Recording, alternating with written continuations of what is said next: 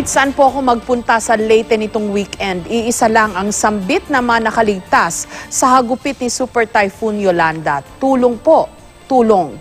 Numero unong prioridad po sa ngayon, maiparating ang kinakailangang tulong sa mga nakaligtas na biktima. Malaking hamon din ang pagpapatupad ng maayos na sistema para sa pamimigay ng relief goods. Sa gitna ng mga ulat na marami sa mga kababayan natin doon, ang desperado at kumakapit na sa patalim dahil sa kawalan ng pagkain at tubig. Marami pa pong iniwang problema si Yolanda, mga gusalit kalsadang kailangang ayusin, mga linya ng kuryente at komunikasyon na dapat ibalik at tulong medikal na nararapat ipaabot. May panahon po para tanungin kung bakit umabot sa ganito ang pangyayari.